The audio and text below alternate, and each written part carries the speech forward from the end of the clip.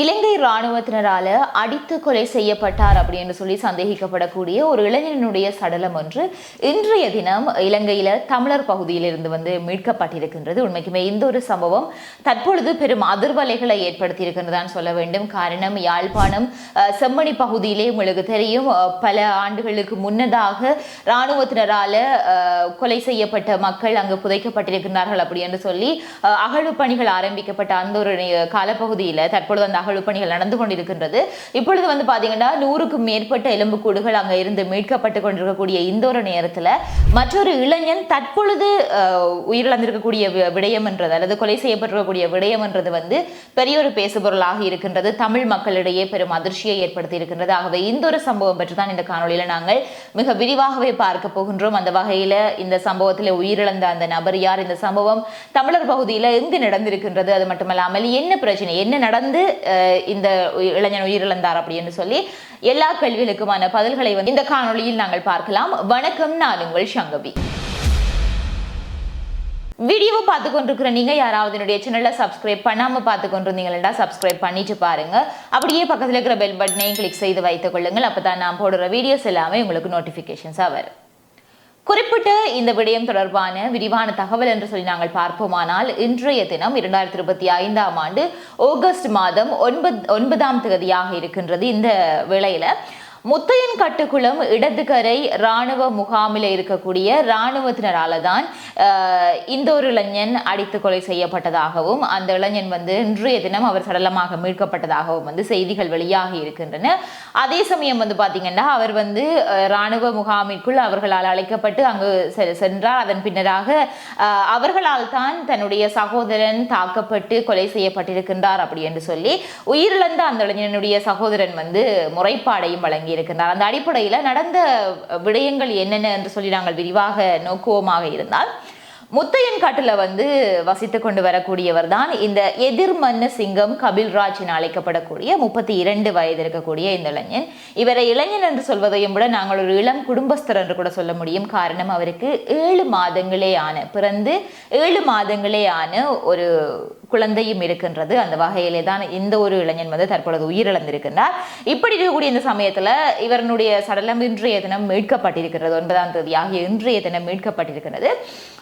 விரிவாக சொல்லப்படுவது என்ன அப்படின்னா, முத்தையன் கட்டுக்குளம் இந்த இடதுகரையில் இருக்கக்கூடிய இராணுவ முகாம் இன்னுமே ஒரு சில நாட்களுக்குள்ள அது அங்கிருந்து அகற்றப்பட இருக்கிறதாக சொல்லப்படுகின்றது. உங்களுக்கு தெரியும், போரின் பின்னராக பல பகுதிகள், குறிப்பாக தமிழர்களுடைய பல பகுதிகள் இராணுவ கட்டுப்பாட்டுக்குள்ளே தான் இருந்தது. அதன் பின்னராக ஒவ்வொன்றாக விடுவிக்கப்பட்டு கொண்டிருக்கக்கூடிய சமயத்தில் அங்கே இருக்கக்கூடிய அந்த இராணுவ முகாம்கள் அங்கிருந்து அகற்றப்படுவது வழமை. அப்படி இருக்கின்ற சமயத்தில் தான் இந்த ஒரு முகாமும் அங்கிருந்து அகற்றப்படுவதற்கான எல்லா நடவடிக்கைகளையும் மேற்கொள்கின்ற சமயத்திலே அங்கே இருக்கக்கூடிய கட்டிடங்களையும் அவர்கள் இடித்து மற்றும் அங்கே இருக்கக்கூடிய தகரங்களை அகற்றுவது போன்ற நடவடிக்கைகளும் நடந்திருக்கின்றது.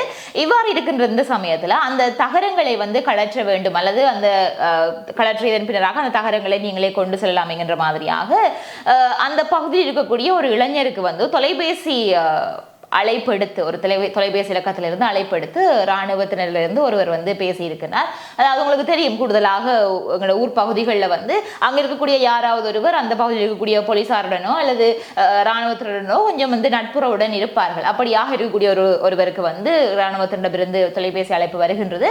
அப்படி வருகின்ற அந்த சமயத்தில் ஒரு சில இளைஞர்கள் தேவை அந்த தகரங்களை அகற்றுவதற்கு அப்படின்னு சொல்லுகின்ற சமயத்திலே இந்த அழைப்பு எப்பொழுது வருகின்றது என்றால், நேற்றுக்கு முந்தைய தினம், அதாவது ஆகஸ்ட் மாதம் 7ஆம் தேதி அன்று இரவு 7:30 மணியளவில் தான் அந்த தொலைபேசி அழைப்பு வந்திருக்கிறது. அதனை அடுத்து தான் இந்த ஒரு சம்பவம் நடந்திருக்கின்றது. அதனை தொடர்ந்து அந்த 5 இளைஞர்கள் அந்த குறிப்பிட்ட அந்த முகாமிற்கு சென்றிருக்கின்றார்கள் அந்த தகரங்களை எடுத்து வருவதற்காக. அந்த வகையில இந்த சென்ற ஐவரும் பாத்தீங்கன்னா சென்றது எப்பொழுது அப்படின்னா, நேற்றைக்கு முந்தைய தினம் 7:30 மணிக்கு அவர்களுக்கு தொலைபேசி அழைப்பு வருகிறது என்றால் அன்றைய இரவே அவர்கள் அந்த பகுதிக்கு சென்றிருக்கிறார்கள். ஆனால் அதன் பின்னராக பாத்தீங்கன்னு சொன்னால் அந்த இராணுவ முகாமிற்கு சென்ற அந்த 5 இளைஞர்களையும் தடிகள் மற்றும் கம்பிகளால இராணுவத்தினர் துரத்தி அவர்களை தாக்கியதாகவும், அதே சமயம் அவர்களிடமிருந்து தப்பிப்பதற்காக அந்த ஐவரும் அந்த இராணுவத்தினரிடமிருந்து தப்பிப்பதற்காக இராணுவ முகாமிற்கு பின்பகுதியாக உள்ள பகுதியில் தான் அவர்கள் தப்பித்து ஓடி இருக்கிறார்கள். குறிப்பாக அந்த பின்பகுதியாக இருக்கக்கூடிய குளம் வரைக்குமே அவர்களை தாக்கி வந்ததாகவும் அந்த இளைஞர்கள் சொல்லியிருக்கிறார்கள். அதே சமயம் அவ்வாறு துரத்தி அவர்களை அடித்துக் கொண்டு வந்த வேளையில மொத்தமாக ஒரு 20க்கும் மேற்பட்ட இராணுவத்தினர் தங்களை தாக்கியதாக பாதிக்கப்பட்ட இளைஞர்கள் ஒருவர் சொல்லியிருக்கிறார். இந்த நிலையில பாத்தீங்கன்னா அவ்வாறு துரத்தப்பட்ட அந்த 5 இளைஞர்கள், அதாவது இந்த இராணுவத்தினரால அடித்து தாக்கப்பட்ட அந்த 5 இளைஞர்கள்ல 4 பாத்தீங்கன்னா திரும்பி வந்திருக்கிறார்கள், வீடுகளுக்கு திரும்பி வந்திருக்கிறார்கள். இருந்தாலும் அதில் இருந்து ஒருவர் காணாமல் போயிருக்கிறார்.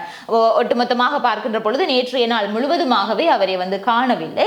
அந்த வகையில என்ன செய்திருக்கிறார்கள் அப்படின்னு சொன்னால், நேற்றைய தினம் ராணுவ முகாமிக்கு வந்த அந்த ராணுவ வாகனத்தை அந்த பகுதியில் இருக்கக்கூடிய அந்த ராணுவ முகாமிற்கு அந்த வீதியால் வந்த ராணுவ வாகனத்தை பொதுமக்கள் மறைத்து அவர்களிடம் நீதி கிடைக்க வேண்டும் என்று சொல்லி அவர்களிடம் கோரப்பட்டதாகவும் சொல்லப்படுகின்றது. அதே சமயம் அந்த இளைஞர் அந்த ஐவருமாக தப்பித்து வருகின்ற அந்த சமயத்திலே 4 வந்து விட்டார்கள் இல்லையா. ஆகவே இந்த ஒரு இளைஞர் ஒருவேளை அந்த இராணுவத்தினரிடமிருந்து தப்பித்து ஓடும் போது ராணுவ முகாமிற்கு பின்புறமாக இருக்கக்கூடிய அந்த முத்தையன்கட்டு குளம், அந்த குளம் வரைக்கும் தான் அவர்களை தாக்கி வந்ததாக சொல்லப்படுகிறது. ஆகவே ஒருவேளை அந்த குளத்தினுடைய பின்பகுதியில அந்த இளைஞன் வீழ்ந்திருக்கலாம் அப்படி என்று சொல்லி சந்தேகித்து அப்பகுதியை சேர்ந்த கிராம மக்கள் எல்லாருமாக நீரில் இறங்கி குறிப்பாக வலை விட்டு அந்த தேடுதல் நடவடிக்கையை மேற்கொண்டிருக்கின்றார்கள். நேற்றைய நாள் முழுவதுமாகவே அவர்கள் அந்த நடவடிக்கையை செய்திருக்கின்றார்கள். அப்படி இருக்கக்கூடிய அந்த ஒரு மீட்பு பணியில தான் இன்றைய தினம் அந்த இளைஞனுடைய சடலம் மீட்கப்பட்டிருக்கின்றது. அதே சமயம் அந்த சகோதரனால, அந்த உயிரிழந்தவர்களுடைய சகோதரனால பாத்தீங்கன்னா மனித உரிமைகள் ஆணைக்குழுவிலே முறைப்பாடு செய்யப்பட்டிருக்கின்றது. ஏனென்றால் தன்னுடைய தம்பியை அவர்கள் அடித்து கொலை செய்துவிட்டு அந்த குளத்திலே அவர்கள் போட்டிருக்கின்றார்கள் என்கின்ற மாதிரியாக சகோதரன் சந்தேகிப்பது மட்டுமல்லாமல் அப்பகுதி வாழ் மக்களும் குற்றம் சுமத்தி இருக்கின்றார்கள். இவ்வாறு சொல்லித்தான் அந்த அடிப்படையில் அந்த முறைப்பாடுகளை தொடர்ந்து தற்பொழுது பாத்தீங்கன்னா அந்த முல்லைத்தீவு ராணுவ முகாமில் இருக்கக்கூடிய அந்த ராணுவத்தினரில் இவர்கள் அவர்களை தாக்குவதற்கு முதன்மையாக இருந்தார்கள் என்று சொல்லி சந்தேகிக்கப்படக்கூடிய சில பேர் கைது செய்யப்பட்டிருக்கிறார்கள். மொத்தமாக 5 பேர் கைது செய்யப்பட்டிருக்கிறார்கள் ராணுவ அதிகாரிகள். அதேவேளை குறித்த இளைஞனுடைய உடலை உடற்கூற்று பரிசோதனைக்கு எடுத்து செல்லும்படியாக யாழ் போதனா வைத்தியசாலைக்கு அவர்கள் எடுத்து சென்றிருக்கிறார்கள். தற்பொழுது அதற்கான நடவடிக்கைகள் நடந்து கொண்டிருக்கும். உண்மைக்குமே அதன் பின்னராக உடற்கூற்று பரிசோதனையின் முடிவில் எங்களுக்கான விடைகள் கிடைக்கப்பெற்றாலும் கிடைக்கப்பெறலாம். அதாவது அந்த இளைஞனுடைய உயிரிழப்புக்கு காரணம் என்னன்றது உண்மைக்குமே ராணுவத்தினருடைய தாக்குதல் தானா என்றது உறுதிப்படுத்தப்படும். உண்மைக்குமே ராணுவத்தினர் தாக்கிவிட்டார்கள் என்று சொல்லி நாங்கள் சொன்னாலும் கூட இது சந்தேக அடிப்படை என்றுதான் ஒரு முடிவு வரும் வரைக்கும் சொல்லிக் கொண்டே இருப்பார்களே தவிர அதற்கான ஒரு சரியான ஒரு ஆதாரம் கிடைக்கும் வரைக்கும் எங்களால் யாராலையுமே உறுதிப்படுத்த முடியாது. ஆகவே இந்த இளைஞனுடைய உடற்கூற்று பரிசோதனை வர வேண்டும். அதே சமயம் கைது செய்யப்பட்ட ராணுவத்தினரிடம் மேற்கொள்ளக்கூடிய விசாரணைகளில் இருந்து அவர்கள் உண்மையை சொல்ல வேண்டும். இதனூடாகத்தான் உண்மை வரும். அதே சமயம் எதற்காக இவர்கள் தாக்கினார்கள் என்றது இங்கே ஒரு பெரிய கேள்விக்குறியாக இருக்கின்றது. காரணம் அவர்களாகத்தான் அழைத்திருக்கின்றார்கள் ஐவரை, அதாவது தகரங்களை எடுத்து செல்லும்படியாக. அப்படி அங்கே சென்ற அந்த இளைஞர்களை எதற்காக இவர்கள் துரத்தி தாக்க வேண்டும்? அங்கு அப்படி என்ன நடந்தது?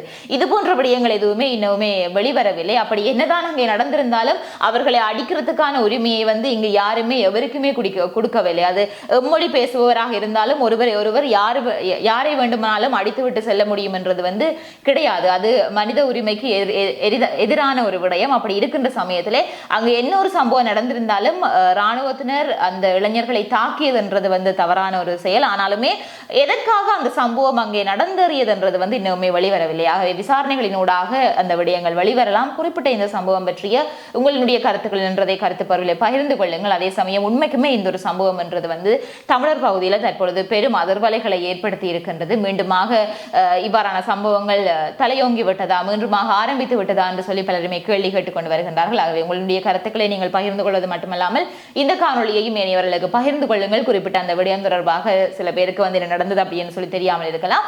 ஆகவே அவர்களுக்கு இந்த காணொலியை நீங்கள் பகிர்ந்து கொள்ளுங்கள். இதே மாதிரியாக மற்றொரு காணொலியில் நான் உங்களை சந்திக்கிறேன்.